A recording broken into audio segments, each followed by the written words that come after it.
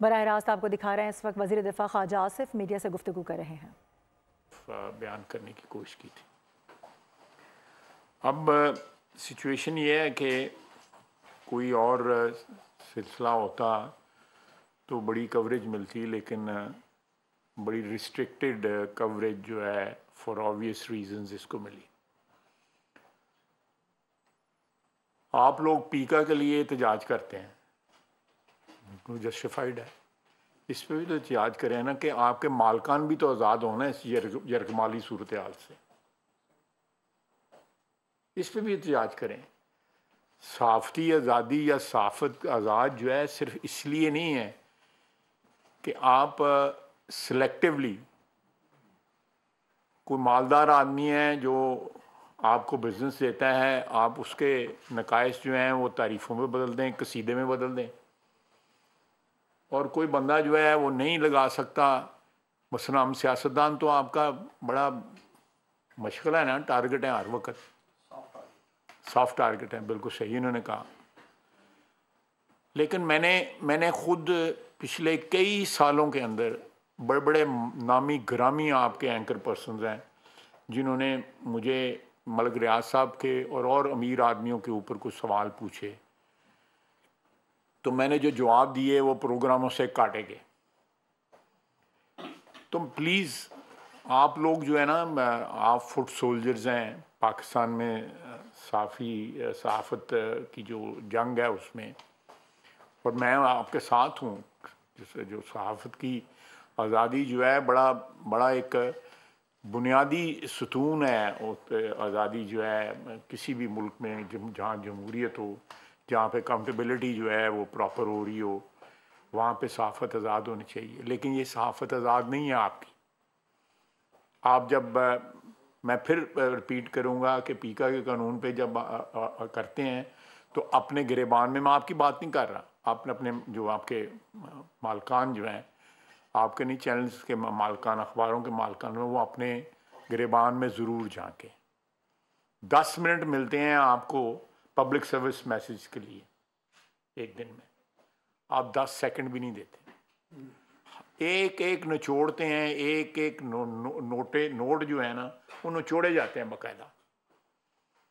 ये double standards जो है ना, अगर आप लोगों ने हमें तलकीन करनी है तो अपनी सफ़ों में डबल स्टैंडर्ड्स जो हैं ख़त्म करें, दोहरा मेयार ख़त्म करें। मैं आपके मालकान को एड्रेस कर रहा हूँ, मैं आपको बिल्कुल, मैंने कल भी ट्वीट में भी जो है चीज़ नहीं दी। तो ये सिलसिला जो है ये अगर आप जारी रहेगा, डुप्लिसिटी जो है सियासत में भी दोगलापन, सहाफ़त में भी दोगलापन, और हर चीज़ में जो है वो अदलिया में भी दोगलापन, तो इस तरह ये सिलसिला नहीं चल सकता। ये हम लोगों को सबको जो है ना एक ऑनेस्ट बिहेवियर जो है वो अपनाना पड़ेगा। अदरवाइज़ जो है जो कल मैंने ये प्रेशर इसलिए कर रहा हूँ, कैमरे भी कम हैं, बंदे भी कम हैं, तो ये मेरी नज़र आ रहा है ना, तो मैं ये चीज़ें पता नहीं ये सुनाई भी जाएंगी कि नहीं सुनाई जाएंगी। ये सेल्फ सेंसरशिप जो है, मैं उसका शिकार हो जाऊंगा। हाँ, हाँ? नहीं, मैं नहीं, ये बिल्कुल एक बात ऐसी है। मैं मलिक रियाज साहब ने एक ट्वीट किया है, मैं उस पर आता हूँ। ये जो मैं अब सहाफ़ती ज़बान में या सहाफ़ी जो मालकान हैं उनकी ज़बान में मैं एक शजर ममनुआ के जो है ना को हाथ डालने लगा हूँ जो है। देखें, ये मलिक रियाज साहब एक ज़माने में कहते थे कि मैं बाहर जाके कारोबार करना हराम समझता। ये उनका एक वीडियो है, मैं वो शाम तक उसको ट्विटर पे भी डाल दूंगा। अब वो बड़े फ़ख्र के साथ कह रहे हैं अपने ट्विटर में कि जी मैंने दुबई में जो है मैं छा गया हूँ और मैं यहाँ पे कारोबार कर रहा हूँ, और बताया भी है उन्होंने।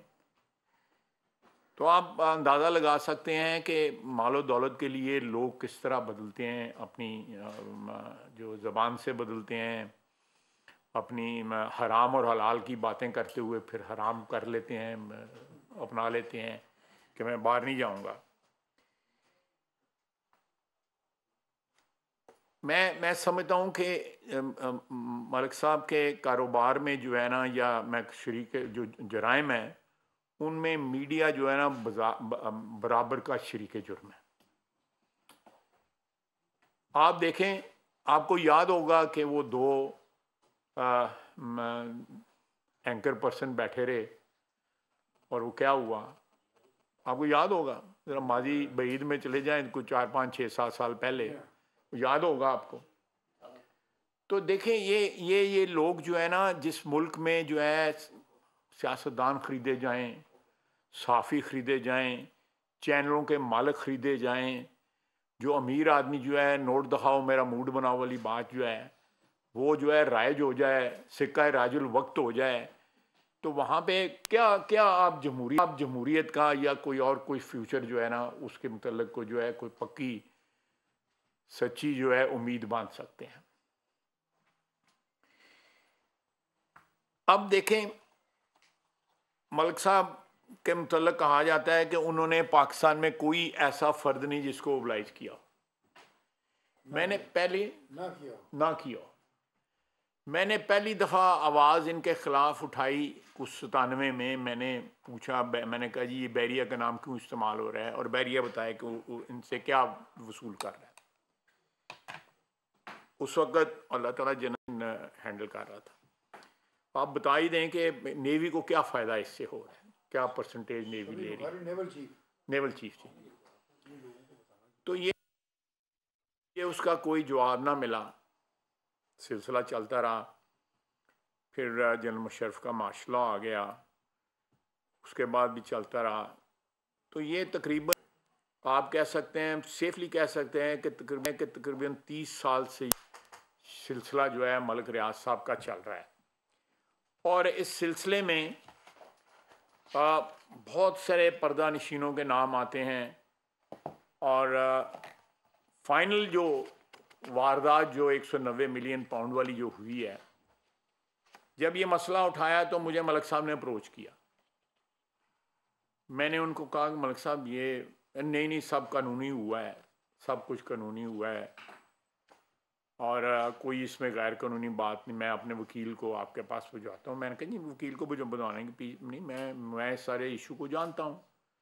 और अल्टीमेटली जो है मैं उस कमेटी का हेड भी बना जिसमें ये सारे जो है वो जो लहराया गया था कागज़ जो है वो उसके कंटेंट्स जो है खोले के। अब देखें, एक शख्स ने सारे पाकिस्तान में ज़मीनें जो है ना जो ख़रीदी हैं, वो उनकी अप्रूवल जो है उन सोसाइटियों की, बैरिया की जो सोसाइटीज़ हैं, या बैरिया क्या कहते हैं उसको, टाउन्स जो हैं, उनकी अप्रूवल्स में आपको फ्लॉ नज़र आएगा।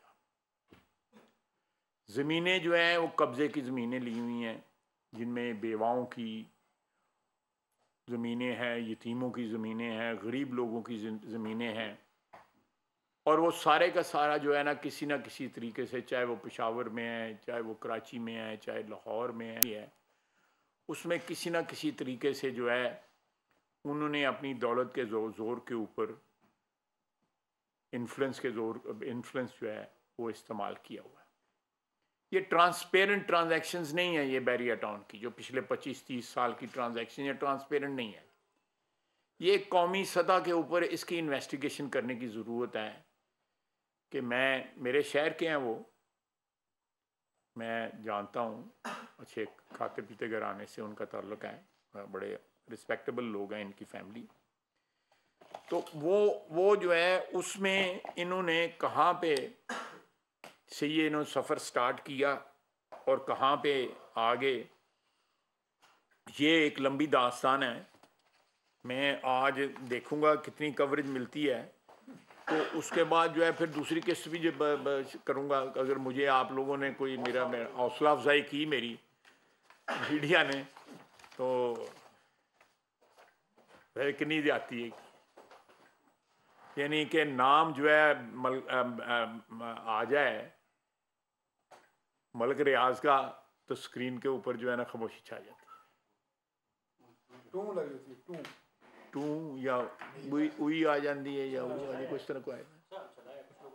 हाँ नहीं मैं सबको नहीं कह रहा, लेकिन बड़े बड़े जयद चैनल है जो है ना, नहीं मैं एक नहीं बहुत ज़्यादा है मेरे, इतना नहीं, इतना है ना, तो रियात ना करो ना। तो ये चीज़ जो है, मेरा ख्याल है कि ये एक जुर्म की पुष्टपनाही करनी, एक जुर्म की एआनत करने के ज़ुमरे में आता है जब मीडिया इन लोगों के साथ मिल जाता है या सियासतदान मिल जाते हैं। मैं सियासतदानों को भी इसमें शामिल करता हूँ, या जुडिशरी मिल जाती है। उन्होंने स्पेक्ट्रम का लाइसेंस लिया, पता नहीं कितने साल से लेके, 700-800 मिलियन डॉलर की उसकी वर्थ है, बल्कि हो सकता है इसकी ज्यादा हो। मैं ठीक कह रहा हूं ना?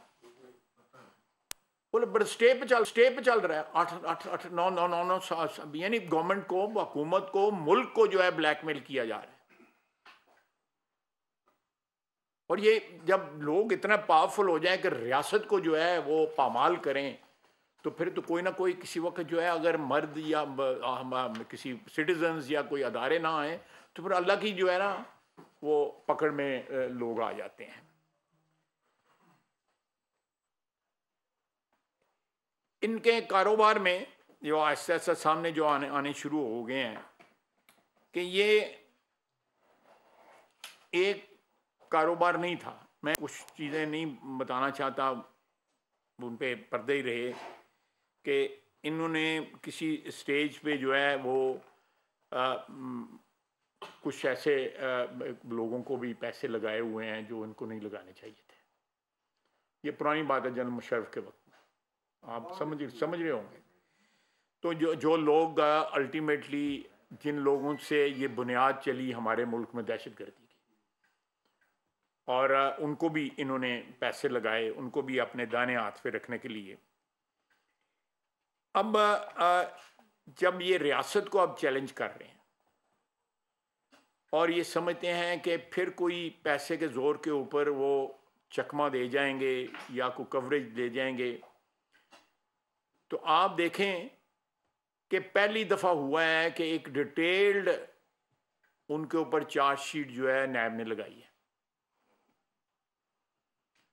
और उसके अंदर कोई, जिस तरह पहले होता था कि पीटीआई के वक्त जो है कि लोग टीवी पे बैठ जाते थे, झूठे इल्ज़ामात की भरमार जो है घंटों होती रहती थी, नॉन स्टॉप होती रहती थी, और हम सब जेल में थे, सब जेल में थे।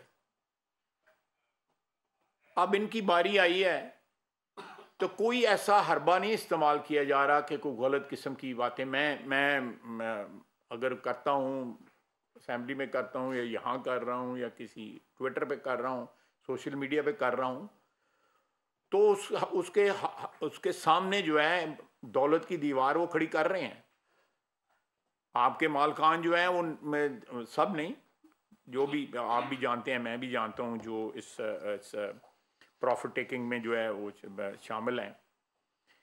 तो ये अब अगर कोई समझता है कि ये बात जो है रुक जाएगी और ये अनटचेबल हैं, इनको कोई हाथ नहीं डाल सकता, तो वो वक्त चला गया। अब रियासत इन पे हाथ डालेगी और इनके जितने भी कारोबार हैं पाकिस्तान के अंदर, और इंशाअल्लाह ताला स्टेट टू स्टेट हुकूमती सतह के ऊपर जो है इनकी एक्सट्रेडिशन भी जो है वो भी करवाई जाएगी इनको, कि उनको वापस भेजा जाए, पाकिस्तान वापस भेजा जाए। हमारी एक्सट्रेडिशन की ट्रीटी है यूएई के साथ, और कोई भी कन्विक्टेड मुल्ज़म या कोई मुल्ज़म ऐसा हो जिसको यहाँ जिसकी आना ज़रूरी हो, वो एक कार्रवाई के बाद जो है उनको यहाँ पे लाया जा सकता है।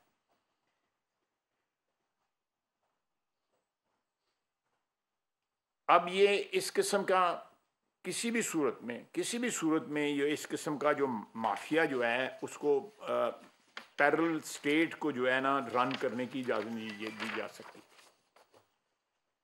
माजी में थोड़े अरसे के लिए इस किस्म की स्टेट को जो है थोड़ी सी आती थी, होश आती थी या उनकी आंखें खुलती थीं, लेकिन अब कोई वैसी बात नहीं है। इसको परसू किया जाएगा। कोई बता दे कि रियासत का पैसा मलिक रियाज के अकाउंट में किस तरह चला गया, कोई पीटीआई वाले बता दें, इमरान खान साहब बता दें किस तरह चला गया। और वो अलकादर यूनिवर्सिटी जो है वो यूनिवर्सिटी नहीं है, ना उस HEC से कोई चार्टर लिया हुआ है, एक जाली नाम रखा गया हुआ है, वो उसकी एफिलिएशन है गवर्नमेंट कॉलेज लाहौर से, बल्कि वो कॉलेज का भी दर्जा जो है ना उसको देना जो है वो भी कॉलेज के नाम की जो है तौहीन है। वहाँ पे कोई 150, 200, 250 जो है बच्चा है वहाँ पे, जो मुख्तलिफ इलाकों से ला के वहाँ पे रखा गया हुआ है। 2-3 वहाँ पे बिल्डिंगें हैं, 400 450 कितने एकड़ है ना, 400 एकड़, 450 एकड़, 438 एकड़, 438 एकड़ जो है वो ज़मीन है वहाँ पे। उसके अलावा जो कैश जो है वो जो पे हुआ है उस सिलसिले में, दूसरी जो ग्रेटिफिकेशन जो हुई हैं वो भी मैटर ऑफ रिकॉर्ड है। और जो इस सारे केस में सज़ा हुई है उसमें वो बार बार मैं उसकी भी क्लैरिफिकेशन करता चलूँ कि वो कहते हैं जी कि हसन नवाज से भी तो प्रॉपर्टी खरीदी गई, मैं उसकी भी क्लैरिफिकेशन कर, उस प्रॉपर्टी की ट्रांजैक्शन भी NCA ने जो है ना उसको भी इन्वेस्टिगेट किया, और जो पैसे इन्होंने उनको पे किए वो उन्होंने डिक्लेयर किए, वो कोई इन्होंने ये नहीं कि उन्होंने हसन नवाज साहब ने जो है वो ट्रांजैक्शन छुपाई। वो एक बिल्डिंग थी, पुरानी बिल्डिंग उन्होंने ख़रीदी, उसके ऊपर मैसिव इन्वेस्टमेंट करके, बल्कि मैं आपको बता सकता हूँ कि दो बेसमेंट्स उसमें ऐड किए गए, पूरी बिल्डिंग को जैक पे खड़ा करके 2 बेसमेंट ऐड किए गए, पूरी बिल्डिंग को रेनोवेट किया गया और उसमें मैसिव इन्वेस्टमेंट हुई। और मेरा ख्याल है लंदन का वो बेहतरीन जो है ना एड्रेस है 1 हाइड पार्क, बिल्कुल हाइड पार्क के बिल्कुल सामने है जो सेंट्रल लंदन में। उसमें किसी किस्म की ग्रेटिफिकेशन जो है, या तो है ये कुछ छुपा हुआ पैसा हो, तो ट्रांजैक्शन जो है इन्वेस्टिगेट हुई है, बल्कि उससे ही सारा सिलसिला शुरू हुआ है। उस ट्रांजैक्शन से शुरू हुआ है कि इनसे पूछा गया कि आपने पैसे कहाँ से दिए हैं। एक के बाद जो है जहाँ भी ब्रिटिश बैंक्स थे उन सब को कहा गया, तो इनके सारे पैसे जो है सामने आ गए। अब ये सिलसिला जो है आप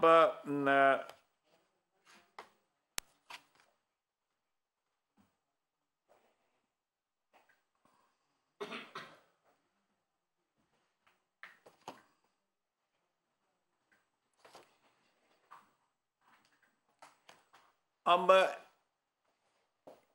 अगर कोई समझे या किसी को कोई खुशफहमी या गलतफहमी हो कि ये किसी तरह कोई कॉम्प्रोमाइज़ होगा,